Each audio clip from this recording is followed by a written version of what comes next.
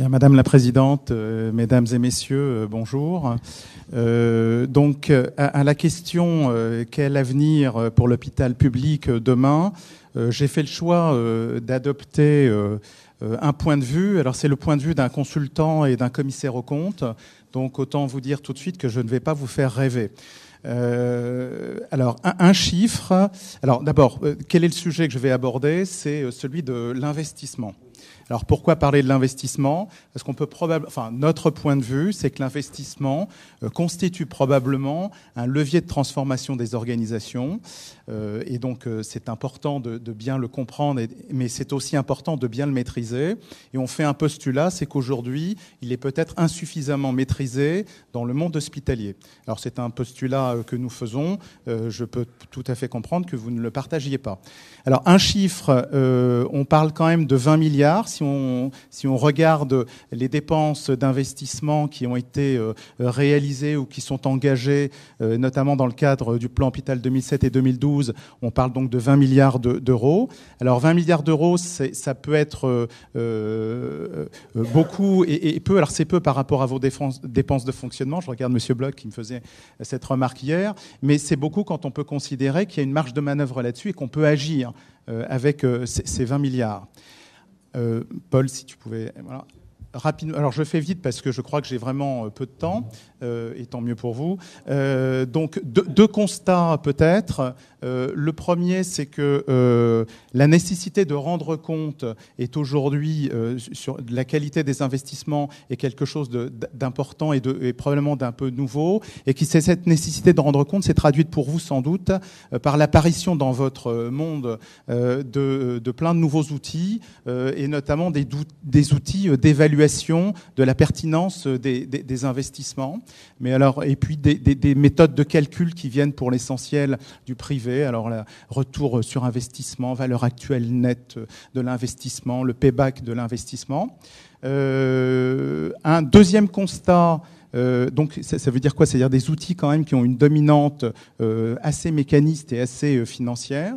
Un rapport de la Cour des comptes, alors je me suis permis de faire état de ce rapport, si vous le permettez, qui finalement souligne deux choses. Un risque d'émiettement des projets.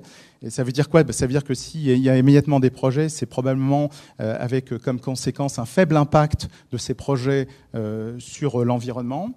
Et puis le deuxième point que souligne ce rapport, c'est que les données financières, enfin les données sur la base desquelles sont alimentés ces outils, ces nouveaux outils dont je parlais, ces données-là seraient jugées insuffisamment fiables. C'est-à-dire que les systèmes d'information qui produisent les données à partir desquelles ces outils sont alimentés produiraient donc de l'information que j'appellerais moi de qualité non certifiable. Alors que peut-on tirer comme diagnostic? Quel diagnostic peut-on poser sur la base de ces deux constats? Alors entendons-nous bien, ces constats-là, c'est parmi d'autres constats, mais j'ai fait le choix de retenir ces deux-là. Probablement donc le diagnostic, c'est que le processus de décision et de choix de l'investissement est probablement un peu déconnecté. Probablement d'ailleurs déconnecté de ce qui se passe en amont, c'est-à-dire de la réflexion stratégique, et probablement déconnecté d'avec le bas, c'est-à-dire de ses impacts et de sa capacité de transformation des organisations, des pratiques et des modalités de travail, des pratiques de travail, et y compris des pratiques managériales. D'où, je t'en prie, vas-y. D'où en fait la nécessité de reposer en fait un principe, c'est que l'investissement il procède d'une démarche stratégique, donc il faut qu'il soit en relation avec la stratégie.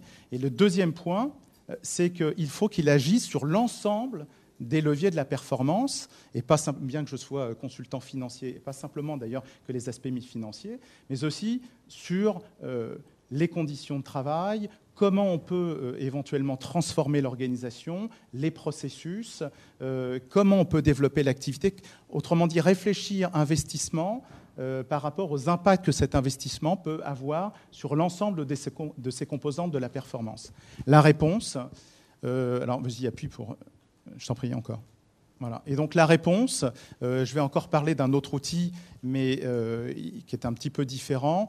C'est probablement d'avoir un outil un peu plus intégré qu'on va appeler, alors la terminologie n'est pas très novatrice, mais tableau de bord stratégique.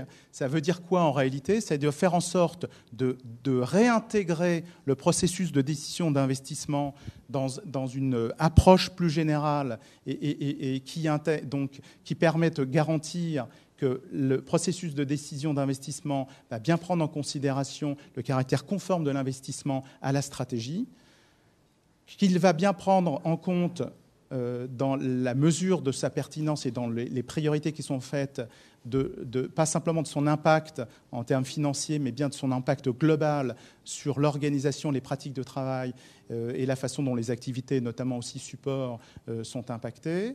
Et puis de voir enfin de faire en sorte de relier ensuite le suivi de l'investissement avec des plans d'action, c'est-à-dire de faire en sorte que cet investissement, une fois qu'il est pris et qu'il est décidé, il s'accompagne dans son suivi de l'élaboration de plans d'action qui, grâce à cet investissement, permettent d'agir donc sur la gestion courante, permettent d'agir sur, comme je le disais, les organisations, faire en sorte qu'elles se transforment, faire en sorte que les processus s'optimisent et faire en sorte que les pratiques managériales évoluent. Mais pour ça, ça veut dire qu'une fois que la décision d'investissement est prise, ça veut dire que le suivi de l'investissement ne peut pas être basé uniquement sur est-ce que je respecte le calendrier de déploiement de mon investissement, est-ce que finalement les sommes engagées sont conformes à ce que j'avais décidé au départ, mais c'est de faire en sorte que ça s'accompagne derrière de plans d'action qui, eux,